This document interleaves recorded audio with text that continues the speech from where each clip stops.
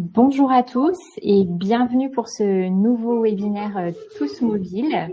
On est très heureux de vous retrouver pour ce premier webinaire du cycle 2023.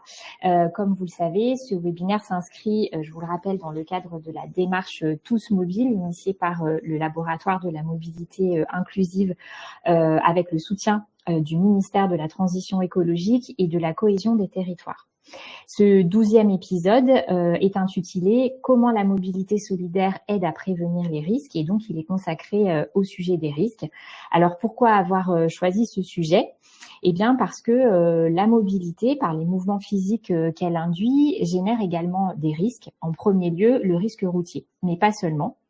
Et ces risques sont souvent dans l'angle mort des politiques publiques, alors qu'ils ont une dimension sociale évidente. Ils sont encore plus importants pour des personnes en situation de fragilité, et en particulier lorsque ces personnes sont très jeunes ou plutôt très âgées.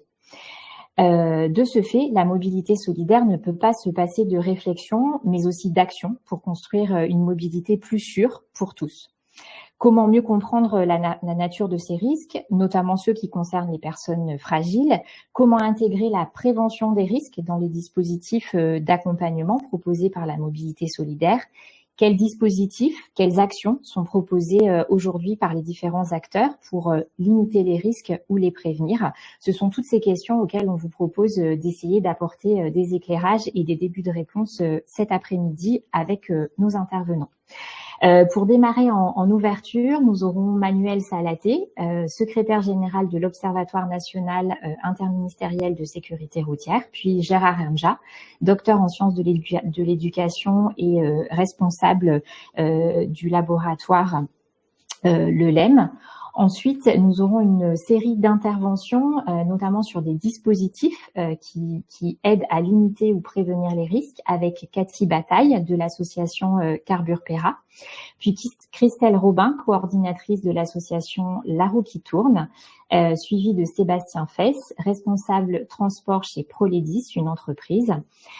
Puis nous aurons deux focus, un focus sur le sujet du vélo avec Claire Toubal de la FUB, et enfin nous terminerons avec Niels Knapstiller qui est géographe chargé de mission au Gérontopole des Pays de la Loire. Comme pour chacun de nos webinaires, vous pourrez poser vos questions à travers le chat. Pierre Taillant, économiste à l'ADEME, se chargera de synthétiser et de passer la parole pour apporter les réponses à vos questions. Et puis, pour terminer, comme tous nos précédents webinaires sur les cycles précédents, vous pourrez retrouver très rapidement ce nouveau webinaire en replay sur la chaîne YouTube du LMI. Pour commencer, je vous propose d'abord de planter le décor en quelque sorte avec quelques chiffres et analyses avec Manuel Salaté et Gérard Ranja. On commence par vous, Manuel Salaté. Vous êtes secrétaire général de l'Observatoire national interministériel de sécurité routière. Vous avez pu mener des analyses croisées sur les accidents, la sinistralité et certaines données socio-économiques comme les revenus, les CSP, l'âge, les territoires. S'il n'est pas possible aujourd'hui d'identifier précisément les publics fragilisés, comme nous les entendons régulièrement au sein de la démarche Tous Mobiles, vous pouvez toutefois nous apporter quelques tendances, quelques éclairages intéressants. Je vous laisse la parole pour nous partager ce que nous disent les chiffres et vos observations de cette question des risques en lien avec la mobilité solidaire. Merci beaucoup de m'avoir invité ici pour partager donc les éclairages concernant les publics les plus vulnérables. Je vais commencer donc par vous parler dans le cadre des enjeux de l'accidentalité routière. Ici, vous avez les tendances récentes depuis 2010 de la France métropolitaine à gauche et des Outre-mer à droite. que ce soit les départements ou les territoires. Alors c'est pas la même échelle, je vous rassure. Donc retenez que en France, nous avons désormais un peu plus de 3000 morts par an sur les routes en France métropolitaine et un peu moins de 300 sur les Outre-mer. Sur la France métropolitaine, vous voyez bien d'ailleurs la tendance récente avec ce creux de la pandémie en 2020 et 2021 et un retour au niveau de 2019 en 2022. Nous avons les chiffres définitifs 2022, mais les analyses ne sont pas encore toutes terminées, donc je vais utiliser à la fois des chiffres 2021 et 2022 pour parler des enjeux. Diapo suivante. Le contexte international, pour la faire un petit peu courte, nous sommes donc là, ce sont les résultats de l'Organisation mondiale de la santé. L'insécurité, c'est notamment plus d'1 million de décès dans le monde et surtout la première cause de décès des moins de 30 ans. C'est ce qui fait que cette politique de santé publique est assez particulière, c'est que les gens qui meurent sont des gens jeunes notamment, et donc cette perte de chance est vraiment un point qui est partagé au plan mondial, mais qui est aussi vrai au niveau de la France. Et l'OMS incite à se donner l'objectif à la fin de la décennie d'avoir divisé par 2 le nombre de morts et de blessés. Et les leviers d'intervention, je pense que c'est ça qu'il faut bien avoir en tête. Il y a les leviers classiques, on parle d'améliorer les routes, donc sécurité des infrastructures, améliorer les véhicules, sécurité du véhicule, améliorer le comportement des usagers, donc safe road use, et puis l'intervention sur les accidents. Mais il y en a un petit cinquième qui a fait éruption dans leur dernière publication, qui est l'aspect transport multimodal et organisation de l'urbanisation. C'est-à-dire que la meilleure mesure de sécurité routière, c'est de mettre tout le monde dans les transports en commun. Donc il faut avoir aussi cette réaction de penser en dehors de la route, que c'est aussi un moyen de réduire les risques. Diapo suivante. Donc en France, là on n'a pas encore refait les analyses sur 2022, mais ça va être assez proche. On a une très forte part de notre nombre de morts sur les communes les plus rurales, les établissements publics intercommunaux, les EPCI de moins de 200 000 habitants leur territoire représente 2/3 des morts. Alors ça peut paraître beaucoup, 100 000 habitants, mais je vais vous donner l'exemple de ce que nous pouvons mettre dans un EPCI de plus que 100 000 habitants. C'est par exemple le territoire de la ville de Saumur, 30 000 habitants, et donc c'est quand même un EPCI de plus de 100 000. Donc ça commence à être vraiment des zones intercommunales avec une densité faible d'habitants. Donc on a vraiment ce marquage lié à la densité d'urbanisation, et c'est assez logique. Diapo suivante, c'est-à-dire que les accidents les plus graves sur ces territoires les plus ruraux sont notamment sur les routes hors agglomération où on peut aller beaucoup plus vite et on est moins protégé dans les accidents. Donc 63% de la mortalité routière concerne des territoires qui représentent 46% de la population française. Donc une inégalité territoriale, on a 2 fois plus de risques de décéder dans un accident de la route sur ces territoires que sur les territoires les plus urbains. Diapo suivante. J'ai quand même fait une diapo homme-femme pour bien montrer que on parle beaucoup de parité, il faut que les femmes soient égales des hommes. Là, il faut que les hommes soient égaux avec les femmes. C'est-à-dire que les femmes ont un moindre risque d'accidents et de décédés sur les routes. Ça dépend du mode de déplacement, mais vous voyez ici, vous avez les tués, les blessés graves, vous avez selon que les personnes sont à pied, en EDPM. Donc les EDPM, c'est les trottinettes électriques, gyropodes et autres. engin de déplacement personnel motorisé, donc à vélo, etc. Donc on voit bien ce surrisque masculin. Vous le voyez par âge aussi, hein, le surrisque masculin, et notamment sur les jeunes adultes. Diapo suivante. Si je regarde ensuite par rapport à l'âge, en fait, selon qu'on regarde les décès ou les blessés graves, on n'a pas les mêmes surrisques selon l'âge. Vous avez ici la population à gauche, donc comment ça se répartit entre les jeunes, les âges les plus moyens, et puis les seniors 65 ans et plus. On voit que sur les décès, on a un surrisque des 18-34 ans d'un côté et des seniors de l'autre côté. En revanche, sur les blessés graves, on a plus ce surrisque senior parce que lorsque l'accident est suffisamment grave, malheureusement, le senior va pas s'en remettre et donc on va tomber dans la catégorie décès.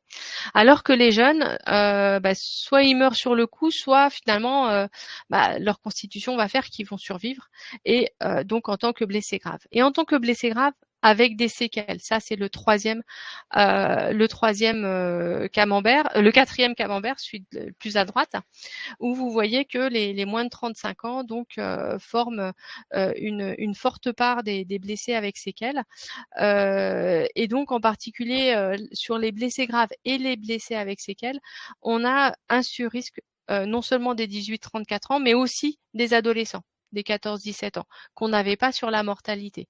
Donc voilà, pour les surrisques des différents âges. Diapo suivante. Donc ces surrisques des différents âges sont liés à deux choses. Le mode de déplacement qu'ils utilisent et aussi l'aptitude au risque des jeunes hommes.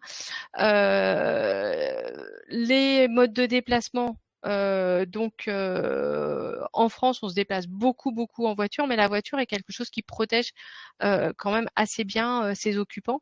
En revanche, ce que nous appelons usagers vulnérables, et c'est pas la même définition que vous avez lors de vos dans votre domaine, ce sont les usagers non carrossés. Donc les piétons, les cyclistes, les utilisateurs d'engins de déplacement personnel motorisés, les deux roues motorisés. Et là, lorsqu'on regarde la mortalité, finalement les usagers vulnérables c'est un peu moins de la moitié. Les blessés graves, là on est dans les 2/3. Et les blessés avec séquelles, on est c'est encore plus fort. Donc avoir dans l'idée que selon le mode de déplacement, les personnes sont plus ou moins vulnérables. Diapo suivante. Cette diapo, c'est selon l'âge, c'est-à-dire que à chaque âge, ses déplacements. Quand on est enfant ou quand on est senior, on va avoir une mortalité très binaire entre le véhicule de tourisme et la marche à pied ou le vélo. Et en revanche, les 14-17 ans, leur particularité, c'est vraiment le deux roues motorisé, et les 18-24, c'est vraiment le véhicule de tourisme. Et ensuite, on est sur des choses un peu plus équilibrées entre deux roues motorisées et véhicules de tourisme. Diapo suivante. Là, vous avez des choses pour les 18-24 ans selon donc le mode de déplacement et le sexe, et en particulier le surrisque des 18-24 ans hommes, c'est même en tant que passager, ce qui peut paraître un peu contradictoire, et c'est notamment aussi lié au fait qu'un passager porte beaucoup moins la ceinture à cet âge-là, notamment s'il est alcoolisé. Diapo suivante. Sur les 65 ans et plus, donc là, rappelez-vous, on a quelque chose d'équilibré en termes de décès entre les piétons et conducteurs et passagers de véhicules de tourisme, mais ça dépend de l'âge. Les 65 ans et plus, il y a plusieurs périodes de vie. Il y a les jeunes seniors, les moyens seniors et les seniors les plus âgés. Et là aussi, les déplacements changent et donc les vulnérabilités changent. Diapo suivante. On parle beaucoup de est-ce que le senior âgé pose un risque? La réponse est oui. Et donc, lorsqu'on regarde les responsables d'accidents rapportés au kilomètre qui est parcouru par ces classes d'âge, on a bien un surrisque après 75 ans et en particulier après 85 ans. En revanche, en quantité, en nombre de seniors présumés responsables par rapport à la masse des présumés responsables, là, on est sur une population qui est peu importante. Donc, il faut vraiment faire la différence entre le surrisque et puis quelle est la quantité de personnes qui a ce surrisque. Et donc, dans la population, il faut vraiment travailler sur les 18-34 ans. Diapo suivante. Là, on a le fait que les différents facteurs dépendent du mode de déplacement. Le motard a des facteurs très liés à la vitesse. Le cyclomotoriste plutôt alcool et stupéfiants. Et le piéton, là, ça va être l'inattention, par exemple. Diapo suivante. Vous avez donc des différences selon la catégorie socio-professionnelle. On a un surrisque, notamment par rapport à leur population chez les ouvriers. Et chez les retraités. Mais c'est vrai qu'on peut regarder selon quel mode de déplacement. Souvent le surrisque est lié à la part de deux roues motorisées ou de déplacement en tant qu'usager vulnérable. Ça peut être aussi le cycliste retraité ou piéton. Diapo suivante. Et puis, donc, selon la catégorie socio-professionnelle, on a regardé les facteurs. On a vraiment un problème de port de la ceinture, notamment chez les chômeurs. Hein, c'est là où on porte le moins la ceinture. Donc là, il faut vraiment essayer de lancer des messages que c'est quelque chose qui sauve des vies. Et puis un souci chez les personnes chômeurs ou étudiants ou sans emploi, d'alcool et de stupéfiants, qui est aussi quelque chose qui est très important en matière de prévention à lancer comme message.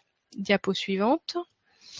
Juste un petit rappel, hein, l'alcool et les stupes en France, c'est quelque chose qui est en consommation très importante. Donc forcément sur la route, il faut se maîtriser aussi. Et retenir, diapo suivante, que on a avec l'alcool, il y a un surrisque en moyenne de 18, mais selon les quantités d'alcool, ça peut aller jusqu'à un surrisque de 40. Et puis les stupéfiants, c'est un risque de un peu moins de 2. Par contre, ça se multiplie. Donc quand on a alcool et stupéfiants, et c'est souvent le cas, on a des coefficients multiplicateurs qui font que ça pose vraiment des très gros soucis sur la route. Diapo suivante. Je terminerai sur le risque routier professionnel. Lorsqu'on regarde la différence entre les trajets domicile-travail et les trajets professionnels, en domicile-travail, on a une part beaucoup plus importante de tués en deux roues motorisées que dans les trajets habituels. Donc c'est un sujet par rapport à la prévention. Et puis sur le risque routier professionnel, forcément là on a plus des conducteurs de véhicules utilitaires ou poids lourds qui sont accidentés sur ces parties-là. Et diapo suivante. Par secteur d'activité, c'est des toutes nouvelles exploitations réalisées avec l'aide du ministère du Travail. On peut regarder les surrisques, et donc là on est sur les métiers liés au transport. En revanche, en termes de quantité et juste après, tout ce qui est travail en horaire décalé et donc le domicile travail, donc les secteurs de la santé, les services administratifs et de soutien qui sont aussi en travail décalé, ça c'est donc un surrisque. Et rappelez-vous ce que je vous disais tout au début, la meilleure aspect de prévention, c'est quand même d'avoir des transports en commun quand on peut.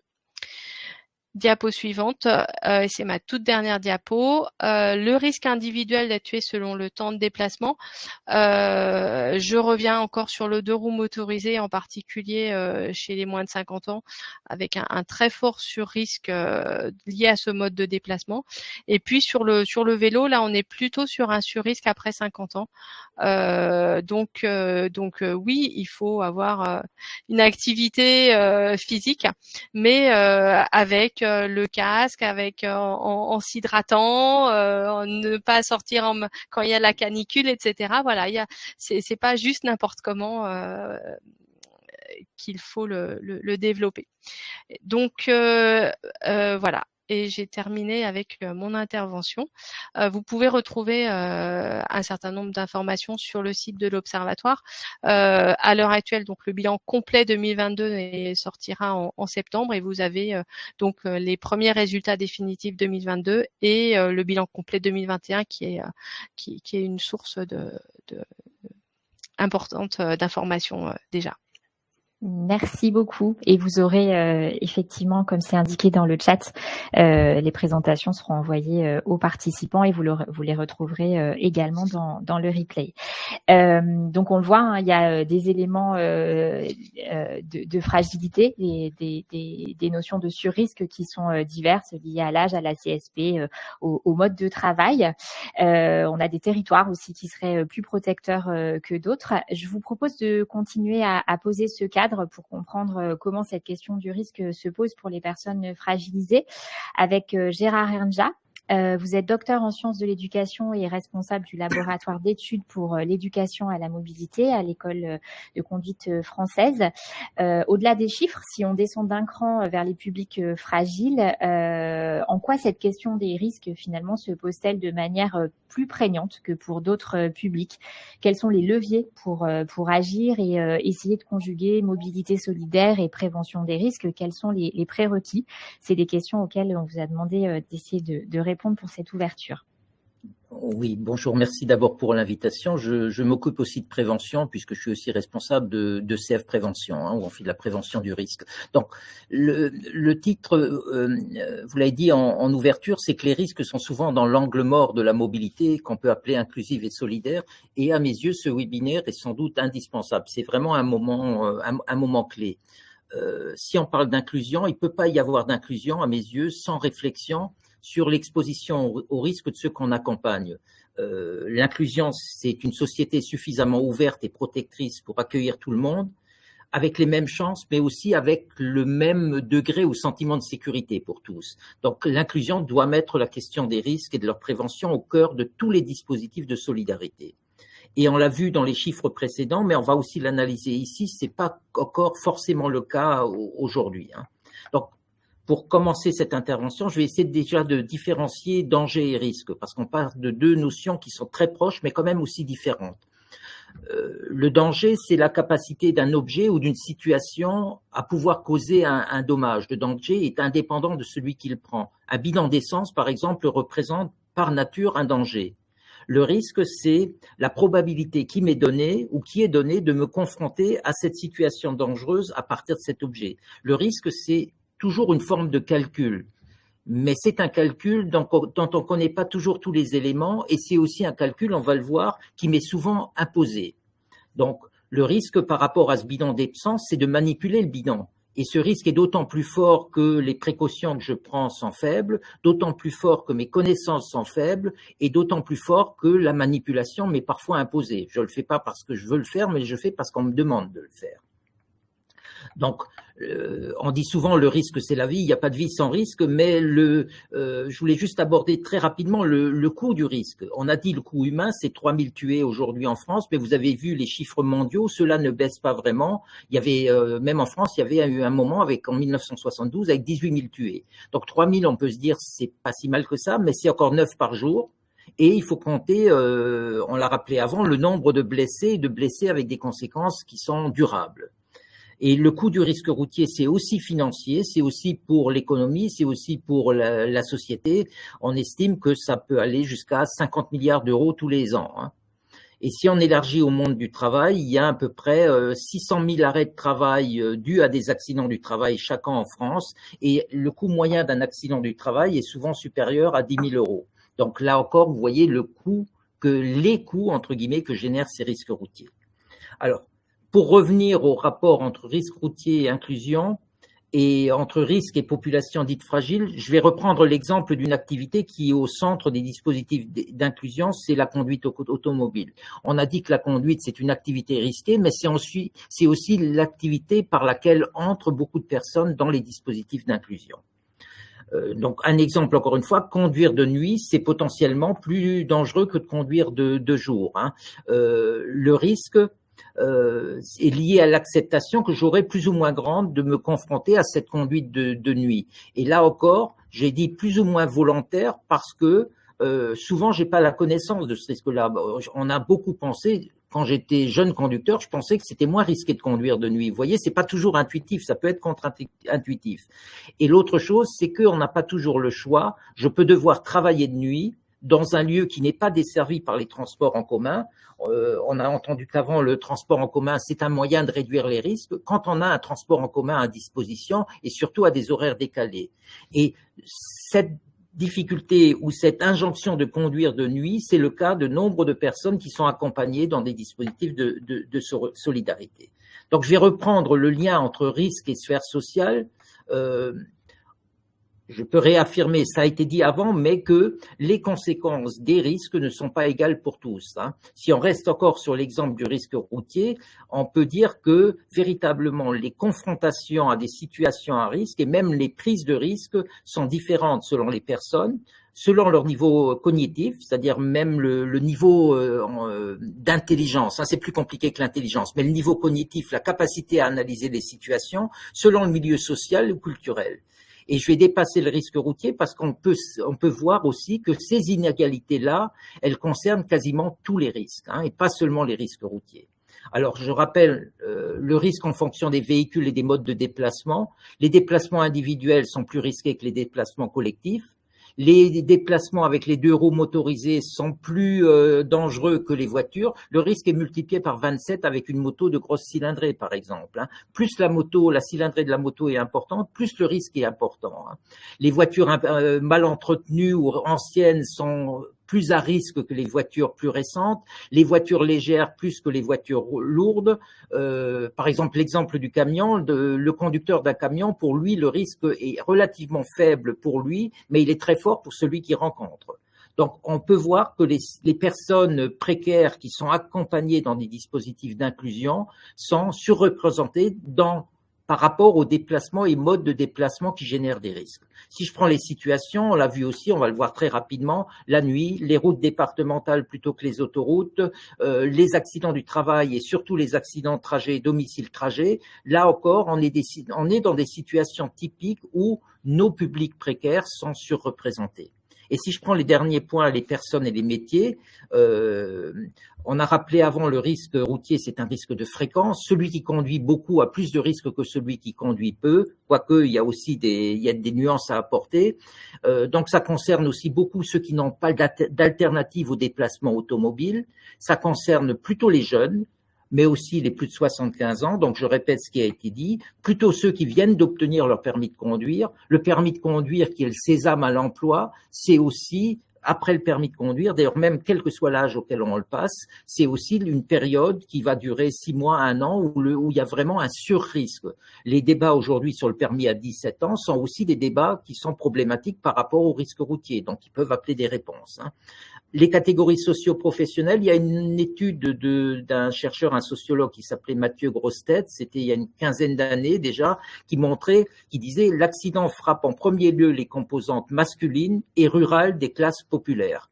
Là aussi, je rappelle ce qui a été dit avant, mais c'est vraiment des points forts. Et avec Anansi et Pierre Rigelet, on avait montré que finalement, les personnes qui prenaient des risques avaient souvent peu conscience des risques qu'ils prenaient et qui avaient cette composante cognitive et que ça concernait plus les personnes qui avaient des niveaux d'études faibles. C'est pas un cause à effet, c'est une corrélation, que des personnes qui avaient des niveaux d'études élevés et des professions peut-être plus valorisées.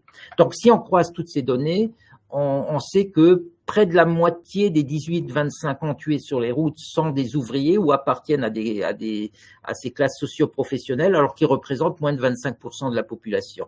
Donc, si l'accident, on a dit, touche plutôt les ouvriers, plus les ouvriers que les employés et surtout les ouvriers que les cadres, on sait aussi que de manière générale, le surrisque concerne aussi plutôt ces catégories-là, parce que même si on regarde en termes d'espérance de vie, il y a souvent un delta entre les ouvriers et les cadres qui est quasiment de 10 ans ou qui peut même être au-delà de 10 ans. Alors la question qu'on peut se poser, est-ce que c'est une fatalité ou même derrière cette forme supposée de fatalité, est-ce qu'on peut réduire et comment est-ce qu'on peut réduire les risques pour les personnes qui entrent dans des dispositifs à vocation inclusive, dans les dispositifs qui sont construits pour les personnes en situation de précarité.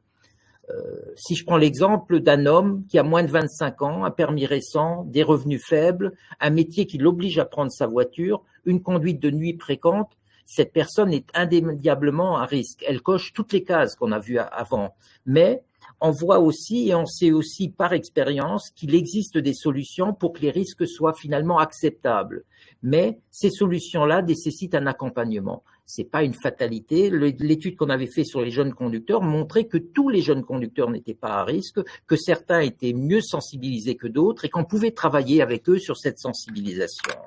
Donc, avec la sensibilisation, on peut dire que les dangers vont rester les mêmes, mais le rapport de la personne à ces dangers et ses comportements vont être influencés. Et c'est ce qu'on appelle la prévention. Et ça fonctionne plutôt bien. Si on donne une définition de la prévention, c'est l'ensemble des mesures organisées pour prévenir les risques. Et en général, on classe ces mesures de prévention en trois niveaux. Il y a une prévention qu'on peut qualifier de primaire. Elle consiste à organiser l'activité au sein d'une organisation, d'une entité pour répertorier et éviter les risques. On peut travailler sur le document unique, qui est obligatoire d'ailleurs, document unique d'évaluation des risques. Ça contribue finalement à prévenir le risque en tant que prévention primaire. Il y a une prévention secondaire qui consiste à repérer les risques relatifs et à les traiter, repérer les personnes, mais repérer aussi les risques de façon concrète. On peut imaginer des audits de conduite, on peut imaginer des accompagnements.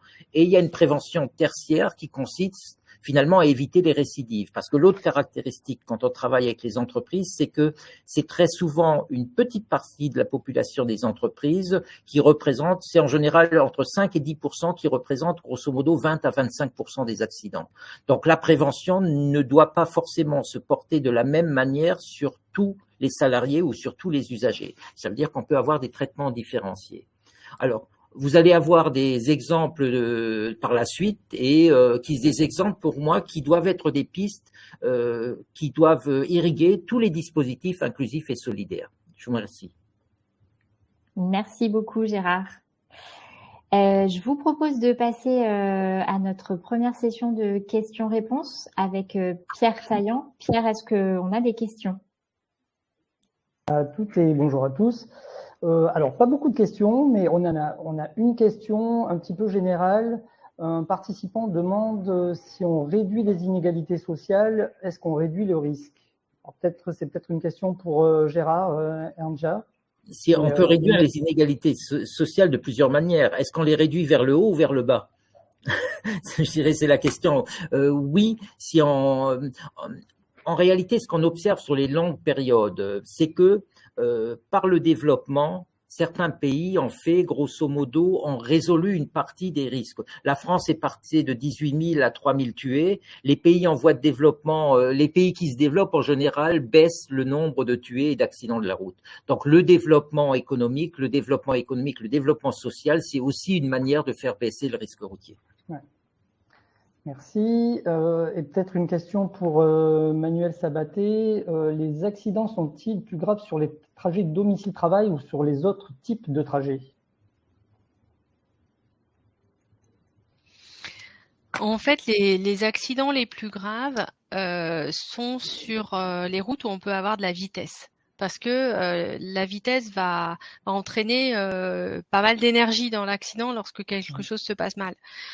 En gros, et c'est ce qu'on parlait de contre-intuitif tout à l'heure, Gérard Anja, c'est-à-dire qu'on a l'impression quand on est sur une belle route et qu'il y a personne, là c'est bien. On risque pas d'avoir d'accident, et quand on est au milieu de la circulation parisienne avec des piétons partout, là on a un risque fort d'accident. La réponse est oui, il y a un risque fort d'accident en ville et un faible risque en race campagne. Par contre, le risque d'avoir un accident grave, et moi je vous ai beaucoup parlé des accidents graves et mortels, le risque d'accident grave et mortel, il est là où il y a de la vitesse et où vous êtes plus ou moins vulnérable. C'est-à-dire que si vous avez des très grosses vitesses forcément la voiture va pas suffire à vous protéger. Et si vous avez des vitesses un peu moins importantes, mais vous n'êtes pas protégé, forcément en cas de perte de contrôle, et la perte de contrôle, elle arrive un jour ou l'autre. Et ben là, surtout si c'est contre un poids lourd, là, il y a un fort risque. Peut-être juste pour compléter, Pierre, comme on accompagne beaucoup d'entreprises, lorsque je suis dans une situation dont j'ai conscience qu'elle est complexe, finalement, je suis en éveil aussi par rapport à ça. Lorsque je suis sur une longue ligne droite et qu'il n'y a rien, je suis moins en éveil. Et quand on interroge les personnes, elles disent bah, c'est au moment où je regarde mon portable, où j'envoie un SMS, où je téléphone et des choses comme ça. Donc c'est aussi l'absence relative de risque entre guillemets fait que mon rapport au risque va peut-être augmenter et changer. Ouais, c'est ça. Et en gros, quand il y a de la neige, on ralentit et on a très peu d'accidents. Peut-être je rajoute pour rebondir sur les annonces gouvernementales récentes, là, très rapidement. Je lisais récemment que l'ouverture du permis pour les jeunes à 17 ans pourrait amener pas loin de 900 000 jeunes, en tout cas en 2024, je crois, à passer le permis, enfin en tout cas à avoir un accès au permis. Et est-ce que, si on imagine, alors je ne parle pas des risques de bouchons pour l'examen en tant que tel, mais est-ce que vous imaginez qu'il faudra relancer une politique spécifique? Est-ce que vous avez analysé ou projeté déjà les conséquences de l'abaissement de l'âge pour l'accès au permis de conduire? Peut-être côté… Oui. On a eu le débat ce matin puisque je suis à une réunion justement de l'ECEF. Alors, le risque des jeunes des novices, il y a deux facteurs, l'expérience et l'âge. L'expérience, finalement, quel que soit l'âge où je passe mon permis de conduire, j'ai un surrisque. Mais plus je suis jeune, plus ce surrisque est important. De baisser l'âge du permis de conduire, mécaniquement, va augmenter le risque. C'est pour ça que finalement, ce qu'on dit, c'est on peut baisser l'âge parce que ça peut s'expliquer pour des raisons sociales, hein, pour des jeunes dans les territoires ruraux qui doivent pour l'apprentissage trouver du travail, mais il doit y avoir des contre-mesures et parmi ces contre-mesures, il y a par exemple les rendez-vous peuvent permis et il y a des choses à créer. C'est un nouveau système à créer pour que cette mesure d'abaissement de l'âge de permis de conduire puisse à la fois être avantageuse pour désenclaver certains territoires et puisse ne pas induire du risque. Mais si on fait rien, si on descend l'âge du permis de conduire sans aucune mesure, oui, mécaniquement, ça va augmenter le risque. Ça mettra pas non plus 900 000 personnes de plus sur les routes parce qu'il y a un mouvement de fond qui fait que les jeunes passent le permis de conduire de plus en plus tard. Finalement, on pourra abaisser l'âge de passage du permis de conduire. Je pense que là, il y a une constante, notamment dans les villes, les gens passent le permis de conduire de plus en plus tard. Manuel Sabaté, peut-être une réaction, oui. Oui, c'est Salaté. Il y a un préfet ou un sous-préfet qui s'appelait Sabaté, mais donc. J'ai dit Salaté, pardon. Je dirais que j'ajouterais par rapport, il y a l'expérience et l'âge. En fait, il y a l'usage lié à l'âge aussi. C'est pas juste j'ai l'âge d'être tout fou. C'est aussi j'ai des activités qui sont liées à mon âge. Et moi personnellement, mon inquiétude que je remarque déjà sur les 18-24, c'est de se déplacer en groupe. C'est-à-dire qu'il n'y en a pas beaucoup qui ont une voiture, pas beaucoup qui ont le permis. Donc, on en met beaucoup dans la voiture. Et il y a deux classes d'âge qui font ça à l'heure actuelle, c'est les 18-24 et les grands seniors. C'est même problématique, pas beaucoup de voitures ou pas beaucoup de permis. Et donc, sur les 14-17 ans, ça veut dire que oui, il y a cette activité de se rendre sur son centre de formation des ruraux, mais en fait c'est pas là où ils vont avoir l'accident, c'est le soir avec les copains du même âge, et donc on peut estimer que pour un tué qui sera le conducteur de 17 ans, on va en avoir deux de plus tués qui vont être ses passagers à lui. Oui, c'est pour ça qu'aux États-Unis, par exemple, on peut passer le permis de conduire plus tôt, mais avec des restrictions, notamment l'interdiction d'avoir des passagers mineurs dans la voiture ou de peut-être se déplacer la nuit également. Donc, on peut aussi imaginer qu'il y ait des contre-mesures dans ce domaine-là. Ouais. Très bien, merci à tous les deux. On se retrouve tout à l'heure pour d'autres questions. Je vous propose de passer à la suite de notre webinaire, après ces éléments de compréhension, de partager des retours d'expérience de dispositifs qui sont mis en œuvre par différents acteurs pour essayer de limiter et de prévenir les risques avec nos 5 intervenants. J'ai notamment retenu un point de l'intervention de Gérard Renja, que l'inclusion doit mettre la question des risques au cœur de toutes les actions. Et c'est notamment ce que nous a dit Cathy Bataille, directrice de l'association Carbure Pera au Mans, quand on a préparé cette intervention. On commence avec vous. Vous êtes directrice de l'association Carbure Pera qui est située au Mans. Votre association est la fusion de 2 structures en 2017 qui ont une approche globale de la mobilité avec comme point commun le partage de la voirie, quel que soit le mode, même si on l'a vu, le risque routier est beaucoup attenant à la voiture individuelle.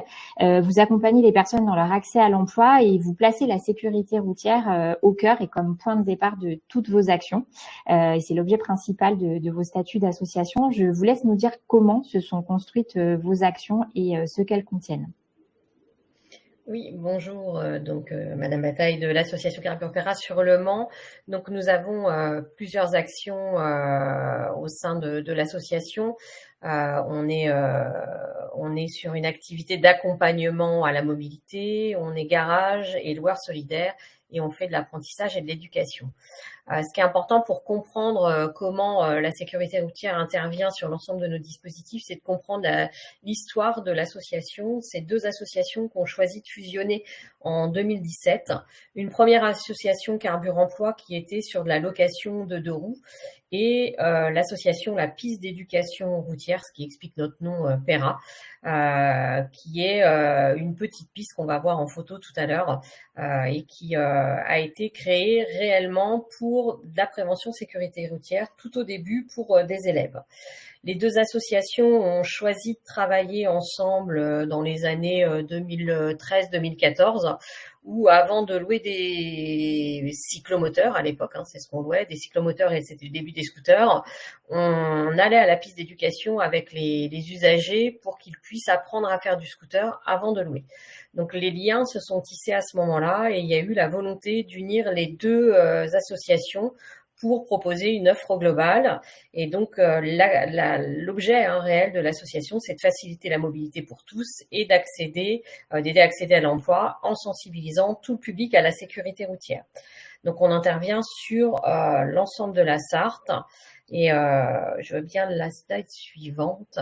Voilà, on voit la piste d'éducation routière qui a été créée par le maire à l'époque, le maire d'Arnage, Le Mans Métropole, Éducation nationale. Et donc sur cette piste, on a la possibilité de faire de l'apprentissage vélo et de l'apprentissage de roues motorisées. Donc c'est vrai qu'on accueille des publics très différents qui sont soit liés à la mobilité solidaire ou pas du tout. Ça va des écoles primaires au collège, mais c'est aussi des jeunes d'IME, des jeunes de la PJJ, du SPIP, voilà, qui viennent au quotidien sur cette piste pour apprendre à faire du vélo et apprendre à faire du 2 roues. On est auto-école solidaire 2 roues.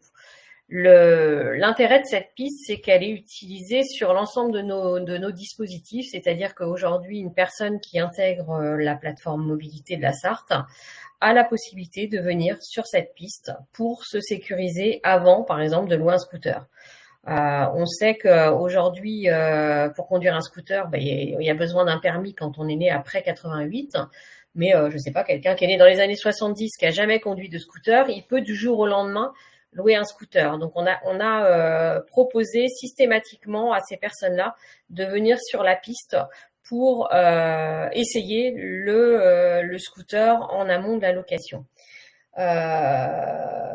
On a aussi depuis un an et demi maintenant, proposé ce service-là sur les vélos électriques parce qu'on s'était rendu compte que quand on louait un vélo électrique, les personnes passaient du vélo au vélo électrique, c'était pas tout à fait la même conduite, déjà ça va plus vite. Donc on a aussi ce service qui est ouvert à nos bénéficiaires.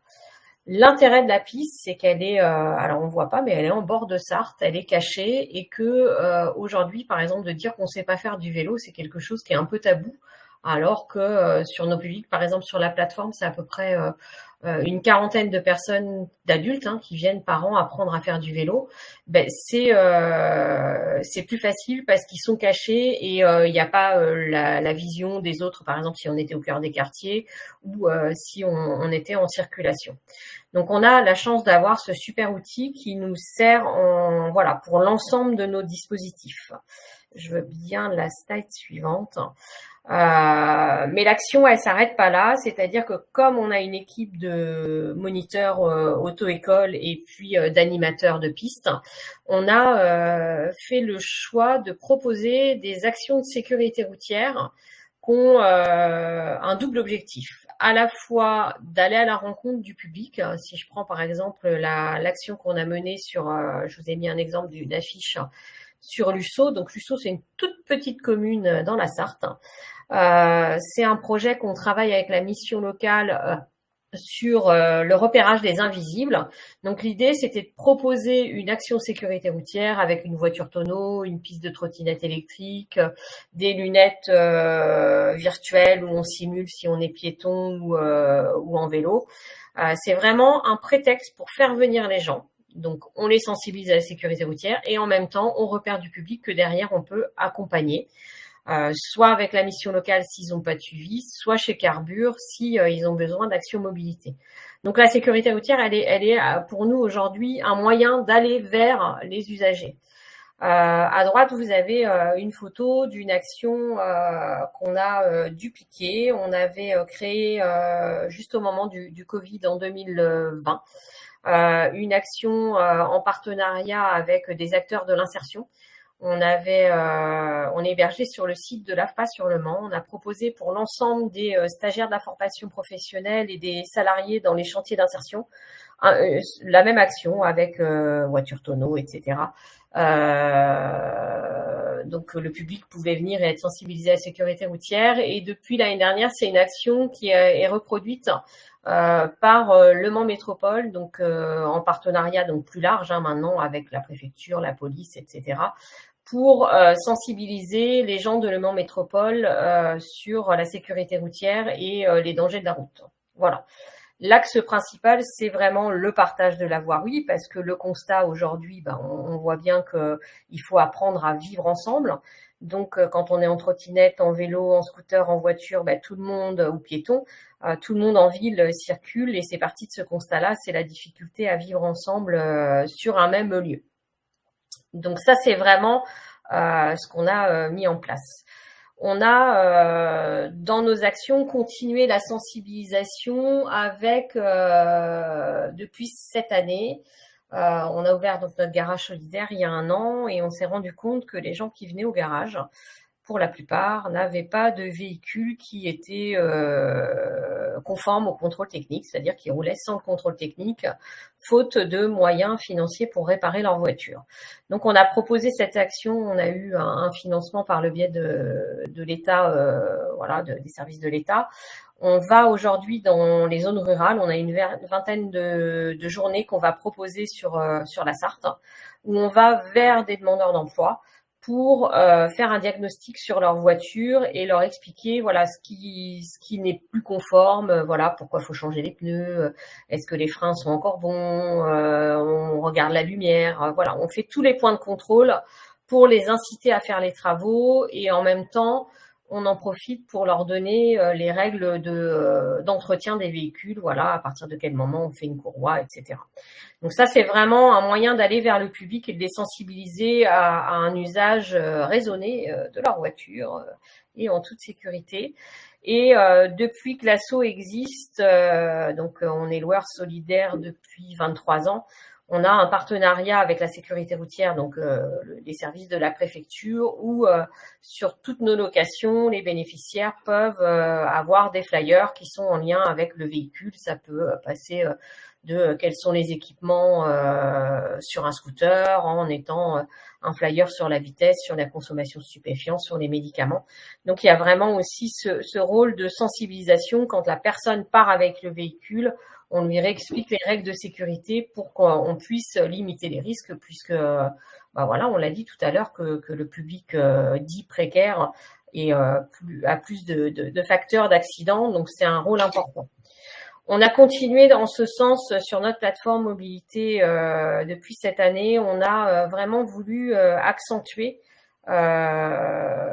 l'aspect sécurité routière. Donc maintenant, les personnes qui louent un véhicule ont des ateliers de prévention à la sécurité routière en amont de la location. Donc ça peut être il y a un atelier sur le partage de la voirie où là on explique plutôt la réglementation pour les vélos, les piétons, etc.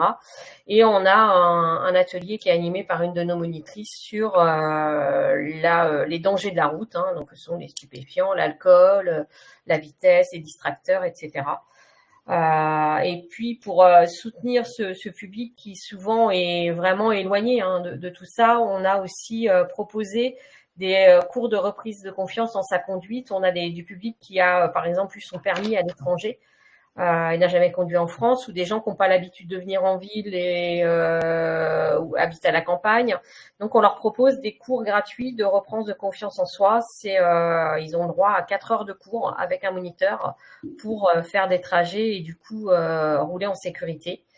Et puis on a remis des cours de soutien de code puisqu'on sait que c'est vraiment important et qu'aujourd'hui dans les auto-écoles, il n'y a pas d'auto-école solidaire sur le territoire de la Sarthe.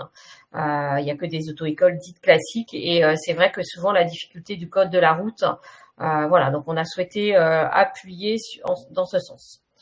Donc pour nous, la sécurité routière, elle est vraiment sur l'ensemble de nos dispositifs. Tout est teinté, même si après on mène des actions sécurité routière spécifiques. Par exemple, on intervient en maison d'arrêt pour des gens qui ont eu, qui ont été incarcérés pour délit routier ou non, on les prépare à la sortie.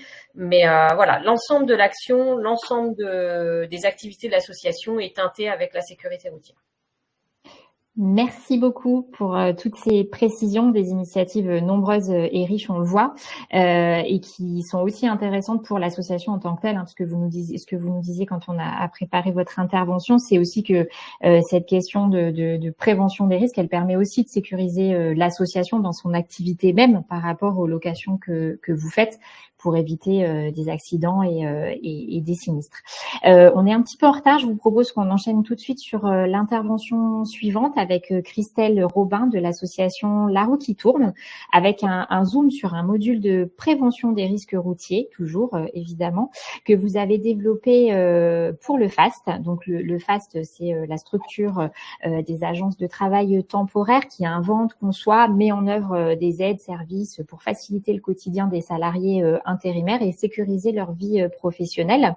Et en fait, ce module de sécurité routière que vous allez nous présenter s'inscrit dans le cadre d'un dispositif plus global qui s'appelle À vous la santé, qui a été imaginé par le FAST en 2017 et qui concerne tous les domaines de la vie quotidienne.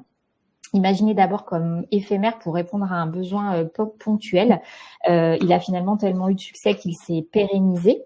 On peut passer avec les slides, Alexis, s'il te plaît. Puisque maintenant le FAST a 6 camions qui sillonnent les territoires avec 10 personnes employées à plein temps pour justement déployer ces actions de prévention dans différents domaines. Et la question du risque routier, slide suivante, a été intégrée à partir de 2022 parce que même si ça n'est pas le risque le plus important, slide suivante, c'est le plus meurtrier, comme on l'a vu dans les chiffres précédents, et dans le travail intérimaire, il est peut-être encore plus prégnant que dans d'autres activités, du fait du caractère changeant de cette activité, des missions qui peuvent s'effectuer sur plusieurs sites, sur des sites qui changent, des itinéraires qu'on connaît moins bien, avec des besoins aussi importants en termes de ponctualité, un travail qui est aussi peut-être plus souvent en horaire décalé, en horaire posté, qui génère une fatigue et un stress important pour ces personnes-là. Christelle, je vous laisse la parole pour nous présenter comment vous intervenez en lien avec le FAST dans les entreprises. Oui, bonjour. Donc moi j'interviens avec le FAST donc sur des entreprises donc qui ont répondu pour avoir donc une intervention au niveau de À vous la santé. Donc avec la coordinatrice, on se met donc on se contacte pour savoir sur sur les thématiques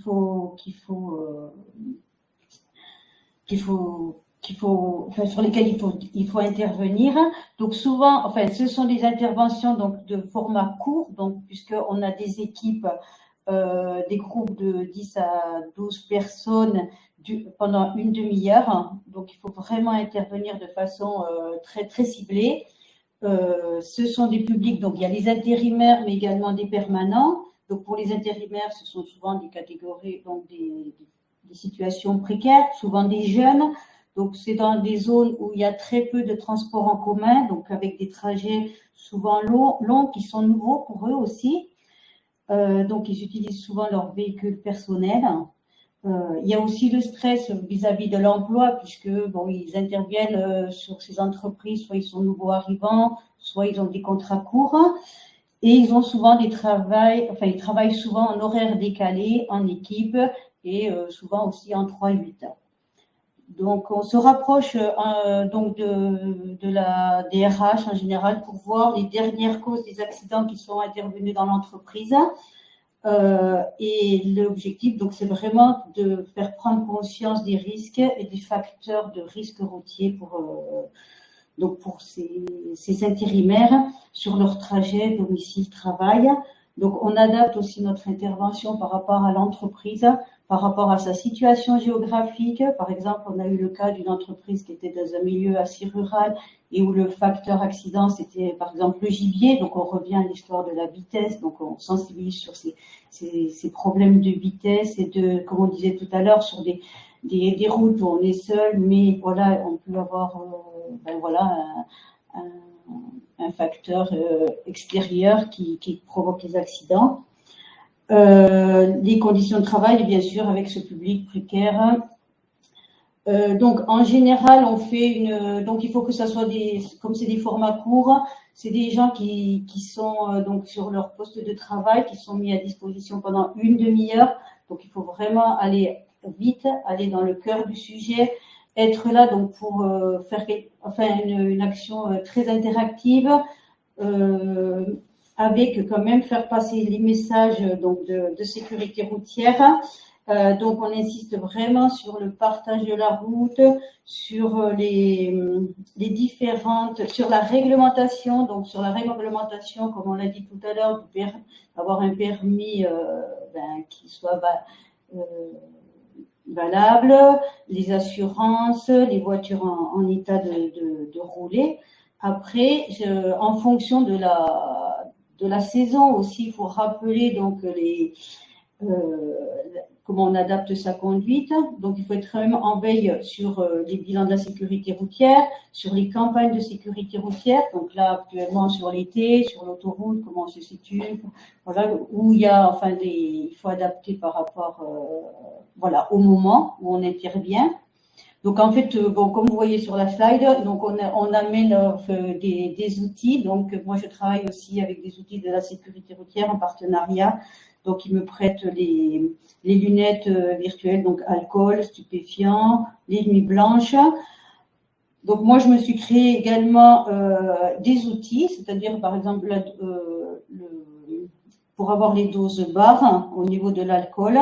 Donc, et ce qui marche très bien, c'est d'avoir, par exemple, des bouteilles d'eau, des bouteilles avec les différents alcools, les verres des barres qui correspondent, et en face, je mets des éco-cups, alors plus ou moins opaques, pour leur montrer que en situation de fête ou d'apéritif à la maison, on utilise beaucoup les éco-cups, mais c'est très traître par rapport au dosage de l'alcool. Donc ça, on l'anime, et après, voilà, on fait un petit parcours avec les lunettes. J'utilise, voilà, donc il faut vraiment, à chaque fois qu'on intervient sur ces entreprises, on ne sait pas forcément dans quel endroit on va nous mettre le stand. Donc soit on est comme là sur un parking, soit on peut être sur un quai dans des entreprises de transport. On a du public, donc voilà, vraiment très différent. Et donc il faut vraiment adapter. Des fois c'est au jour le jour, mais avoir sa mallette d'outils avec soi.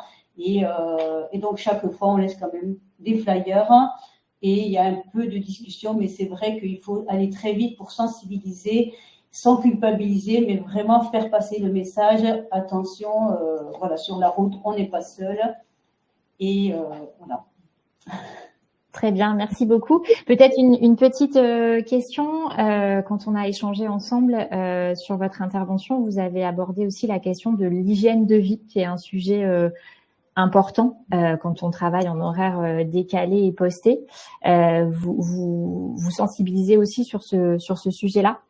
Voilà, oui, on reprend tous les facteurs qui sont accidentogènes. Le fait aussi que sur effectivement la fatigue, les médicaments, l'alcool, les stupéfiants, en fait, il n'y a pas qu'un seul facteur, mais souvent on en a plusieurs combinés. Et donc, oui, sur les horaires décalés, oui, pensez à la fatigue, quand on reprend après les week-ends peut-être, et la fatigue de fin de semaine aussi. Très bien. Merci beaucoup. Donc ce sont des modules qui continuent de se développer dans le cadre de ce dispositif À vous la santé. C'est encore sur un rythme qui augmente progressivement, mais on ne doute pas de l'intérêt pour les entreprises et pour les salariés. Je vous propose de finir ce tour d'horizon au sein du monde du travail avec l'intervention de Sébastien Fess, responsable transport au sein de l'entreprise Proledis, qui travaille depuis une année à peu près sur la prévention des risques routiers en collaboration avec l'ECF. Donc, vous avez développé avec l'ECF un dispositif de prévention des risques routiers. Je vous laisse nous expliquer pourquoi et comment vous avez mis cette question du risque routier au cœur des préoccupations pour vos collaborateurs, à qui s'adresse ce module et pourquoi.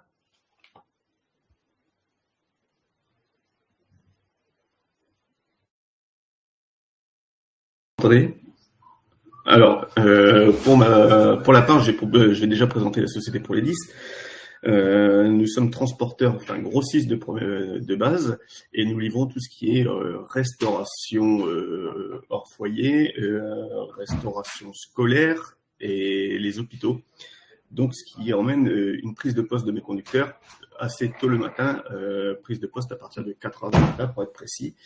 Et malheureusement, on s'est rendu compte avec notre assureur que l'accidentologie était en hausse chez Proledis. On a été mis en relation avec grâce à mon assureur, avec l'ECF, pour établir un plan de prévention, pour faire du préventif et non du curatif avec les assurances, puisque c'est quand même ce qui nous couvre pour les trajets sur nos camions et éviter une hausse considérable de nos assurances. Et donc passer derrière Gérard Angel, ça va être un peu difficile puisque j'ai un petit peu l'impression d'être le bon élève. Et donc on a établi un plan de prévention avec plusieurs référents sécurité qui sont là pour prêcher la bonne parole et rappeler les règles de sécurité routière.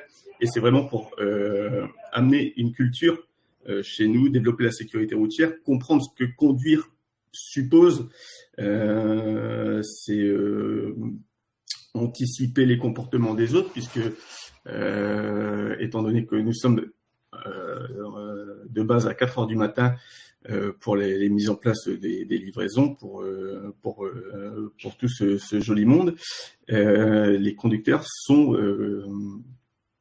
pour eux hors de danger puisque personne sur les routes. Or, ça fait partie de des idées reçues, puisque on se rend compte, et on l'a dit tout à l'heure, que les conducteurs, entre, on va dire 23h, 5h du matin, sont en hypovigilance et augmentent leur sinistralité là-dessus, avec effectivement le mal perçu, les différences d'appréciation avec les gabarits de véhicules, et donc, on veut cette culture, ce plan de prévention a été fait pour justement sensibiliser, avoir une vraie culture, signer une charte conducteur avec lesquels on reprend plusieurs éléments, le b.a.-ba de la conduite, comme j'ai mon permis de conduire valide, on en a parlé tout à l'heure, préparer un itinéraire pour éviter les déplacements inutiles. L'entretien du véhicule, on en a parlé. La ceinture bouclée, puisque les conducteurs poids lourds en distribution sont pas très sensibilisés à ce phénomène, en disant je fais que ça, monter et descendre du camion, et non pas forcément ce bon réflexe qui prend vraiment pas de temps. Le respect du code de la route, la consommation de drogue et d'alcool, on en a parlé, mais aussi une sensibilisation où on est plus en écoute avec le côté humain de nos conducteurs. Je prends un exemple très bête. Je vais chez le dentiste, une anesthésie, ça fait pas partie des médicaments, mais il faut quand même être sensible pour nous en tant que donneur d'ordre, pour se dire attention, mon conducteur va être anesthésié, certes localement, mais il va pouvoir représenter un danger aussi sur la route. Donc on essaie d'adapter notre planning en fonction du côté humain et de ne pas les envoyer sur la route et que nos conducteurs représentent un danger. Donc toute cette culture, cette formation s'est mise en place. On a pu voir une diminution de notre sinistralité qui est à peu près de 1/3, ce qui est quand même énorme. Et ce côté formation, formateur avec notre préventeur Christophe Verhaeghe qui est référencé chez nous dans le Nord, a permis de diffuser la bonne parole dans notre groupe France Way qui, au niveau national, est en train de se développer. Et on voit vraiment une chaîne qui est en train de se monter chez nous à l'intérieur de notre groupe. Merci beaucoup Sébastien. Donc effectivement une démarche qui a tellement bien fonctionné que d'une initiative locale développée dans votre structure avec l'ECF, elle est en train de devenir une initiative nationale reprise au niveau du groupe. On poursuit, si vous le voulez bien. Je vous laisse poser vos questions dans le chat si vous en avez pour apporter des précisions. Je vous propose de finir sur cette dernière partie de webinaire avec les deux focus qu'on énonçait en introduction. Le premier sur le vélo avec Claire Toubal. Claire, vous êtes chargée de mission à la Fédération de la bicyclette. Alors, le vélo se développe aujourd'hui de plus en plus, tant pour un usage personnel que professionnel. Pour des personnes en situation de fragilité, quelle que soit cette fragilité, on sait qu'il est encore difficile de faire rentrer ce mode de déplacement dans le champ des solutions pour se déplacer au quotidien. En tout cas, pour aller au travail, pour différentes raisons, le vélo reste un mode qui est encore plutôt vu pour les loisirs et qui peut générer des peurs et des appréhensions pour un mode qu'on ne maîtrise pas ou qu'on ne maîtrise plus. Quelles actions et programmes mettez-vous en place pour accompagner le développement de cette pratique, en particulier pour des personnes qui peuvent avoir des difficultés ? Merci beaucoup. Donc bonjour à toutes et à tous. Je vais démarrer peut-être cette petite présentation grâce à la première slide. Donc ouais, peut-être juste en introduction. Donc rapidement, la Fédération des usagers de la bicyclette, c'est une association nationale qui a déjà une petite quarantaine d'années et qui du coup regroupe actuellement près de 500 associations qui font soit du plaidoyer, soit de l'autoréparation de vélo, donc des endroits où on peut apprendre à faire par soi-même, à réparer soi-même son vélo, et donc des vélo-écoles qui sont des lieux où, comme leur nom l'indique, on peut apprendre à pédaler, rouler ou réapprendre si on sait déjà mais qu'on n'est pas encore bien assuré. Peut-être pour introduire un petit peu mon propos avec la slide suivante, je voulais simplement réinterroger l'axe de ce webinaire. L'axe parce que l'entrée aujourd'hui, elle est de penser donc le lien entre les individus et les risques encourus dans le cadre de sa mobilité.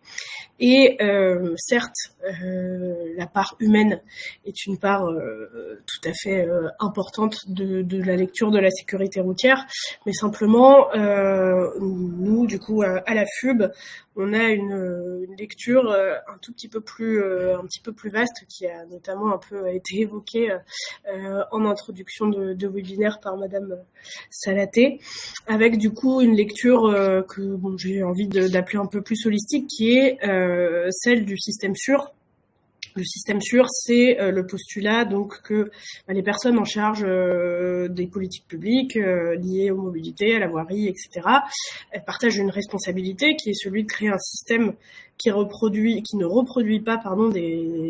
produit pas des conséquences graves, voire fatales pour les individus en cas de collision.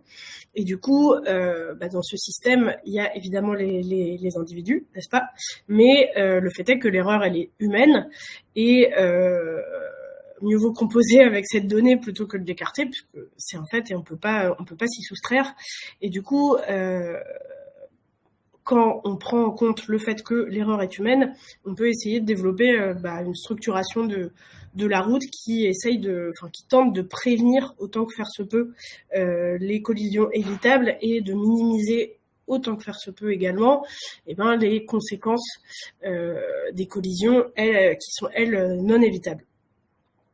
Et donc pour ce faire, vous avez donc sous les yeux une espèce de représentation schématique de ce qu'est le système sûr. Et on entend par là du coup la conjonction de 5 grands piliers. Parmi ces piliers, il y a la question de la vitesse. Donc à nouveau, ça a déjà été dit, mais plus la vitesse est importante, plus la probabilité et la gravité des conséquences des accidents augmentent. Il y a la question des véhicules, puisque aujourd'hui, vous savez que, étonnamment, ils sont de plus en plus gros, de plus en plus lourds, et parfois aussi, qui de fait induisent un petit peu plus de risques malgré des innovations technologiques qui tendent à réduire certains de ces risques. Il y a la question des soins, de la rapidité, l'accessibilité et l'efficacité à des soins, les comportements, on va y revenir, et puis il y a la notion d'infrastructure indulgente. C'est comment prendre en compte le fait que, effectivement, les infrastructures, elles ont un rôle à jouer souvent quand même très important dans le risque de collision et de blessure quand elles surviennent. Donc, et puis par ailleurs, voilà. Donc le comportement, c'est évidemment l'éducation, mais on va y revenir très vite. Mais ce qu'il faut retenir, c'est que du coup, ces 5 piliers, pour nous, c'est vraiment une façon de penser la sécurité routière qui soit assez large. Et puis, c'est pas tellement les prendre chacun individuellement, mais c'est bien de penser les interactions entre ces 5 piliers. Et du coup, pour arriver à un système plus protecteur, il nous semble que des infrastructures lisibles, de qualité ou juste existantes, notamment en dehors des agglomérations, parce qu'on a vu un peu plus tôt que c'était aussi là que se cristallisait le plus gros risque d'accident et du coup des aménagements en ville aussi, parce que la ville n'est pas exempte non plus d'accidents plus ou moins graves. Agir sur ces deux entrées-là, ça nous semble être quelque chose d'important, notamment parce que aussi on voit qu'en ville, malgré il y a toujours des accidents, il y en a moins certes, mais on constate quand même que l'augmentation finalement de la pratique, il est plus important que l'augmentation de l'accidentalité, et du coup cette notion de sécurité par le nombre, elle vient aussi, elle tend aussi à démontrer que plus il y a de pratiquants et plus on se protège les uns les autres. Et donc comment on fait pour stimuler la pratique, notamment chez les adultes? En fait c'est pas si simple, et du coup au sein du réseau de la FUB, comme je vous disais, il y a un certain nombre d'associations qui sont des vélo-écoles et qui accueillent notamment un public adulte, mais dont il faut quand même se rappeler que, notamment pour les primo-apprenants et apprenantes, il y a quelques freins, caractéristiques psychologiques qu'il faut un peu dépasser, notamment quand on est un adulte, il faut lutter contre la honte, parfois, de ne pas savoir faire de vélo, parce que c'est pensé comme étant, dans la légende populaire, tout le monde sait faire du vélo, tout le monde a appris petit. En fait, ce n'est pas le cas. Et d'ailleurs, on se rend compte dans les vélo-écoles que, presque 9 adultes sur 10 qui les fréquentent sont des femmes. Donc, comme quoi, les questions d'inégalité de genre, elles ont attrait à peu près partout. Il y a la question de la peur de la chute, si on peut revenir sur la précédente, s'il vous plaît, merci. Il y a la question de la peur de la chute et évidemment la peur de la circulation. Donc en fait, il faut bien retenir que c'est un choix individuel fort qui est fait par des adultes que de réapprendre à pratiquer le vélo et du coup ces personnes ont besoin d'être évidemment accueillies pour voilà leur donner confiance. Et l'autre chose, c'est quand même de noter qu'il y a des inégalités, encore une fois, entre les hommes et les femmes, puisque les femmes sont encore aujourd'hui largement plus impactées dans leur mobilité par ce qu'on appelle l'accompagnement. C'est notamment le bureau d'études Cité qui parle de mobilité d'accompagnement, et vous voyez la définition, globalement, c'est accompagner toute personne qui est non autonome dans sa propre mobilité. Si on passe à la slide suivante, merci. Du coup, je vais faire un petit focus sur l'association Cycle Avenir qui accompagne notamment des femmes. Donc, c'est une asso qui donc prône l'inclusion sociale et professionnelle via l'utilisation du vélo, qui s'est mis en lien avec des acteurs de la solidarité comme France Terre d'Asile et qui a développé un programme qui s'appelle Ancel, et qui donc s'adresse aux femmes. Et dans le cadre de ce programme, donc l'idée c'est vraiment d'apprendre à faire du vélo et puis de proposer un stage de perfectionnement pour ancrer la pratique et surtout répondre à leurs propres besoins, sachant que un certain nombre de ces femmes réclament des séances en mixité choisie, puisque du fait des parcours de vie, c'est aussi parfois des personnes qui ont subi des violences sexistes et sexuelles, et donc ça justifie ces questions-là. Et dans le cadre des parcours de perfectionnement proposés par l'association, il y a aussi le fait d'adapter vraiment les stages, les cours aux besoins des personnes suivies. Donc en fait, encore une fois, on a parlé de mobilité d'accompagnement. Il y a toujours la question des enfants, il y a la question des courses, des tâches domestiques, et ça fait partie intégrante de ces stages-là. À noter donc que pour la question des femmes, elle n'est pas tellement liée à une moindre capacité à rouler, puisque ça, on est toutes et tous autant capables les uns que les autres. Par contre, c'est plutôt lié à la question du pouvoir rouler. Et pour pouvoir rouler, il faut avoir accès à un vélo, à sa taille, à des équipements, à la possibilité de l'entretenir, de le stocker, etc., etc. Donc voilà, très très rapidement, comment pour nous, il y a encore une fois une vision de la sécurité routière qui est large, la question des individus et comment est-ce qu'on les accompagne dans une pratique qu'on considère comme émancipatrice et comme joyeuse et comme permettant aussi d'acquérir des aptitudes sociales, du bien-être moral, etc. Et là, je vous ai donné un exemple sur des femmes qui sont suivies donc par des structures de solidarité internationale, mais il n'empêche que le vélo, ça s'adresse à toutes et à tous, et cet apprentissage, eh bien, on le promeut au sein de la FUB via différents programmes, notamment du coup Employeur Pro Vélo qui s'adresse aux employeurs de tout type, associations, collectivités, entreprises, tout ce que vous voulez. Génération Vélo plutôt sur un dispositif à destination des enfants.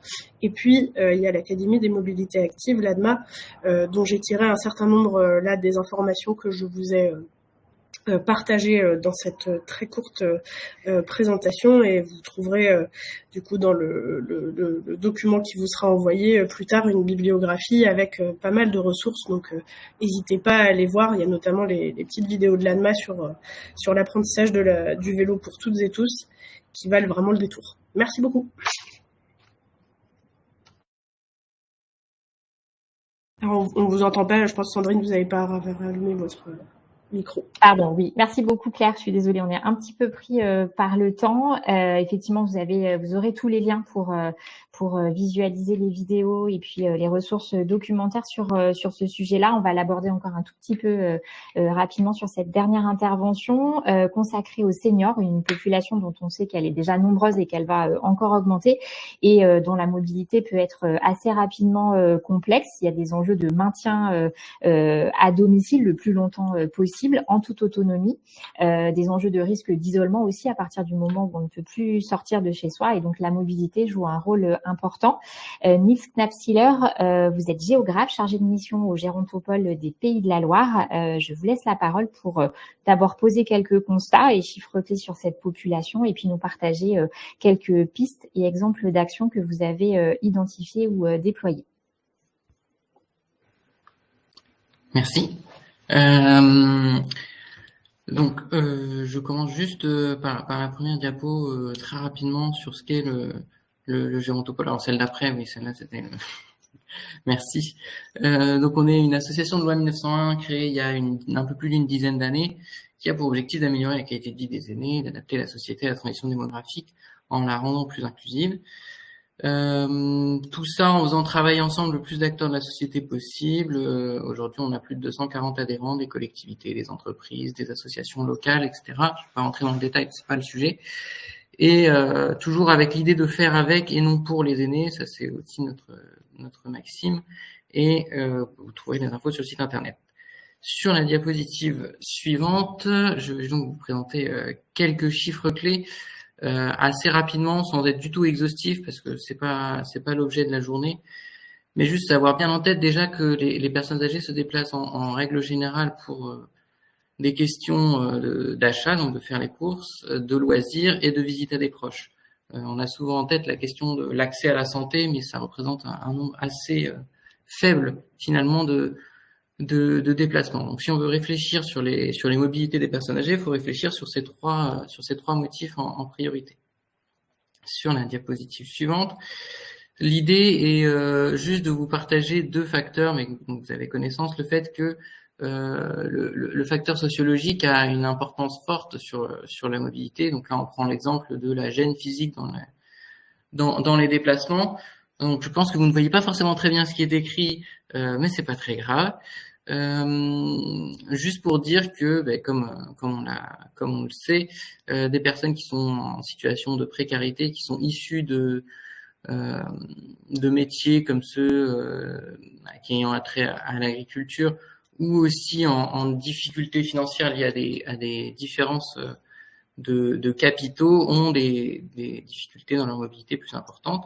Et sur la diapositive suivante, on va voir, sans que vous ayez à tout regarder, parce que là c'est complexe, la question de la géographie des territoires qui influe sur la mobilité. Juste vous préoccuper de trois petits carrés pour expliquer. Donc, dans les grandes villes, au niveau des personnes les plus âgées, on a vraiment une très forte incidence de la marche. Ce que j'ai souligné sur les banlieues, donc ce qu'on appelait banlieues, c'est première couronne des grandes villes. On est sur un écart important sur l'usage des transports en commun, qu'on trouve à peu près partout, quel que soit le territoire, mais particulièrement accentué sur les premières couronnes. Et enfin, dans les trois dernières colonnes qui sont soulignées, c'est dans les espaces très peu denses, on a une réduction de la voiture qui n'existe quasiment pas.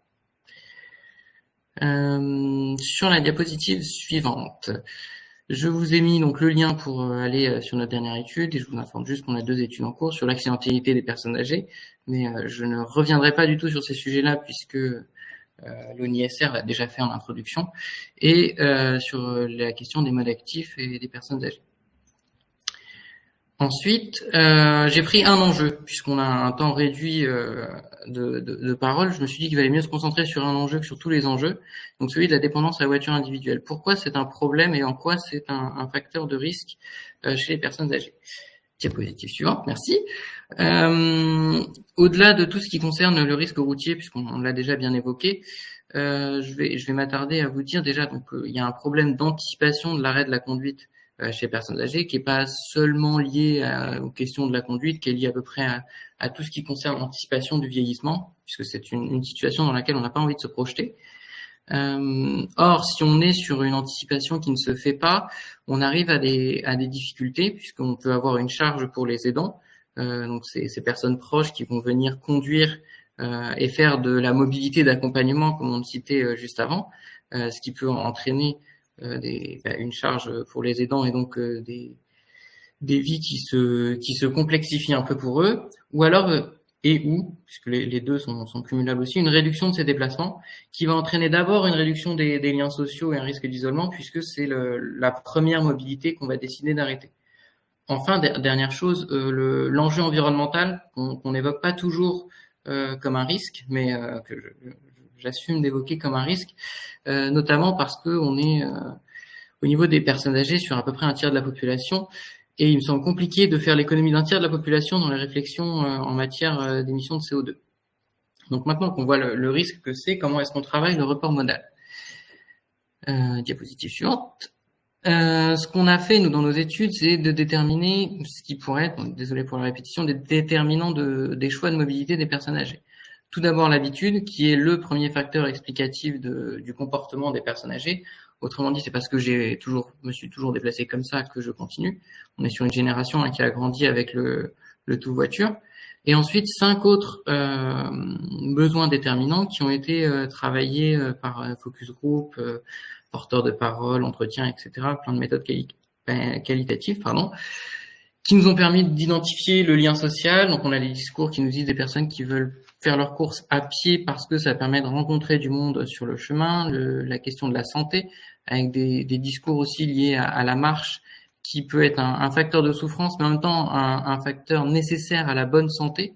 La question de la liberté, j'y reviens pas trop, parce que sur la mobilité, c'est assez classique, et on est sur la génération de mai 68, donc qui est très attachée à la question de la liberté.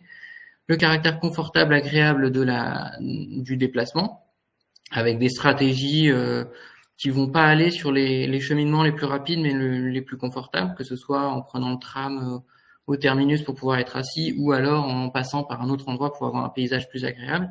Et enfin, la question de la sécurité et de la maîtrise de son déplacement, en pensant à la peur du risque routier, la peur de la chute, et la peur de se perdre aussi, qu'on peut avoir chez les personnes ayant des troubles cognitifs. Diapositive suivante. Je termine juste par quelques pistes de solutions, avec la question du changement de comportement et de son accompagnement, avec 4 phases principales. Vous aurez un lien vers une étude qui a été faite par l'Adréal des Pays de la Loire, qui est très très bien sur le sujet du changement de comportement et que je vous invite à consulter. Donc là, je vous ai mis les 4 phases principales dans lesquelles on peut agir pour essayer de favoriser le changement de comportement. La phase prédécisionnelle où on essaye de donner envie, on est au tout début. La phase préactionnelle où l'idée c'est de pouvoir se projeter dans le changement, donc essayer d'avoir toutes les solutions, toutes les informations nécessaires pour le faire. La phase actionnelle, quand on arrive à planifier son nouveau comportement, c'est très bien, je passe au vélo pour aller au travail, c'est pas l'exemple de personnes âgées, mais c'est pas grave. Comment est-ce que je fais, par quel trajet, comment je m'équipe du vélo, est-ce que je vais avoir besoin de m'abriter quand il pleut, enfin ce genre de choses. Et la phase post-actionnelle qui est aussi importante et qui fait qu'on valorise la satisfaction personnelle, les bénéfices qu'on y a trouvés, et ça évite les situations de rechute. Sur la diapositive suivante, je vous partage une autre idée qui est celle de l'accompagnement dans les transports en commun, qui a été faite donc par une association, le Tintamarre, qui est un café associatif de la commune de Chalonnes-sur-Loire, qui accompagne des petits groupes de personnes âgées à l'usage, à l'apprentissage finalement du train, puisqu'ils ont une gare, du car, du bus, du tramway d'Angers, qui est la grande ville à côté, pour apprendre finalement à utiliser les transports en commun, ce qui n'est pas forcément quelque chose d'inné pour tout le monde. Et donc ce qu'on va voir aussi sur la diapositive suivante, donc ils ont fait un petit guide, donc voici quelques pages, c'est que ça nous permet aussi de nous rendre compte que des choses qui nous semblent assez évidentes, comme le bouton stop pour s'arrêter ou le bouton pour ouvrir les portes, ne le sont pas forcément pour tous, et donc ils ont fait un guide qui était assez détaillé. Et sur la dernière diapositive, se pose aussi la question d'utiliser la voiture autrement. Donc là, il y a plein d'initiatives, le transport solidaire. Donc j'ai vu un message comme quoi le président de l'UDAM c'était là, donc je le salue. On peut imaginer le transport solidaire en collectif aussi. On a tombé sur des initiatives d'auto-école, donc à Valenciennes, à Pantin, qui utilisent des heures de conduite pour transporter des personnes âgées, aussi dans une démarche d'intergénérationnel donc. Et enfin, intégrer les personnes âgées aux politiques de covoiturage, c'est quelque chose qu'on ne trouve que très rarement et qui nous semble intéressant parfois de penser aussi. Je vous remercie. Merci beaucoup Nils, merci à tous pour vos interventions. Donc on le voit, pas mal de difficultés, de risques identifiés en raison de plusieurs facteurs, des dispositifs d'accompagnement, de prévention et des pistes de solutions aussi qui sont déployées soit par des acteurs de la solidarité, par des associations ou par d'autres acteurs. On a déjà dépassé un petit peu l'horaire. Je vous propose néanmoins de prendre quelques questions. Pierre ? Oui, quelques questions rapidement puisqu'on n'a plus beaucoup de temps. Il y avait un participant qui posait une question pour Cathy Bataille de l'association Carbure Pera, qui s'interrogeait sur les financements de l'association et notamment ce qui était lié au plan départemental des actions de sécurité routière. Et ensuite, toujours une question pour Cathy Bataille sur le volet garage solidaire. Quels étaient les matériels contrôlés et avec pour quel type de contrôle?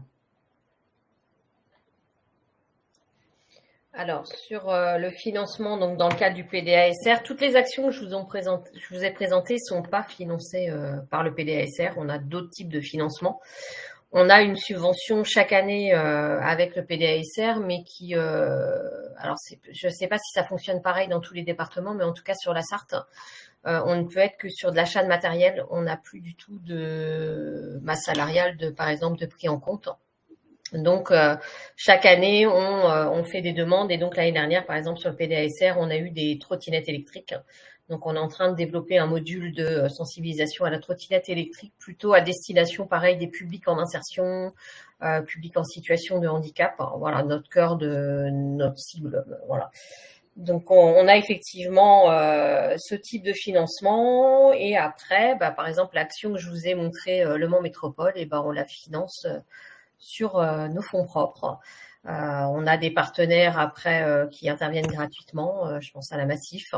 Et puis, l'action que j'ai présentée sur l'USO, on a eu un financement dans le cadre du projet des Invisibles. Mais voilà, on essaye d'aller chercher des financements et tout le reste, c'est sur nos actions globales où il y a pas de financement type. C'est vraiment, alors sur la plateforme, ce que je vous montrais tout à l'heure, bien entendu, ça fait partie de la subvention. Concernant le matériel, pour l'instant, notre partie diagnostic, on fait tout simple. On n'a pas de pont et tout ça quand on va en extérieur. On va juste avec notre camion, nos outils, et on a un barnum. Et voilà, on contrôle vraiment de façon visuelle. Quand on a un doute, après, on propose à la personne de venir sur notre garage solidaire au Mans. Mais là, l'idée, c'est vraiment d'aller sur du rural et d'être dans du conseil. On n'a pas les moyens, malheureusement. On est ouvert que depuis 1 an. D'avoir du gros matériel qui nous permettrait de pouvoir faire quelques interventions. Donc, on pourrait imaginer un petit pont, des choses comme ça. Mais pour l'instant, c'est pas le cas. On va trouver les sous. Très bien. Merci. Et peut-être une dernière question pour Sébastien Fess ou peut-être Gérard aussi qui pourra compléter. Du côté des actions de mise en œuvre par Proledis, est-ce que vous identifiez des conducteurs qui sont réfractaires aux actions de prévention? Est-ce qu'il y a des stratégies particulières pour lever les résistances auprès des conducteurs qui pourraient poser problème? Alors, oui et non. On a les anciens, ceux qui ont 40 ans, une quarantaine d'années de conduite, et moi qui en ai 40 tout juste, donc leur expérience professionnelle, c'est pas le petit jeune qui va m'apprendre. Sauf que la charte qu'on propose, qui a été amenée aussi par l'ECF, c'est le b.a.-ba de la conduite, donc on leur apprend rien. Au départ, on avait un peu pris pour quelqu'un d'étranger et un peu et un petit peu fun dans l'exploitation de transport. Sauf qu'on essaie de se faire régulièrement des petites causeries, des petits quarts d'heure sécurité. Alors, on essaie de prendre des événements basiques, les faits divers. Un téléphone au volant, on a eu un accident il y a pas longtemps, on a fait une causerie sur les distracteurs. Le fait de discuter de ça, de prendre un petit quart d'heure tous ensemble, en petit groupe, les mentalités changent et se disent, effectivement, mon chef, il connaît les dangers, il sait ce qu'est les dangers sur la route, on en parle, il en a conscience et ensuite, malheureusement, je dis pas qu'on a 0 accident. Chaque accident qu'on a, on fait un petit débrief. Non pas pour les juger et dire tu t'as mal fait. Non, on essaie de comprendre et de chercher une solution et même passer le petit conseil aux autres conducteurs pour dire de ne pas reproduire cette erreur. Une erreur de vigilance, une mise à quai, malheureusement un rétro, on fait pas attention, se mettre dans le bon sens du stationnement pour repartir après une coupure.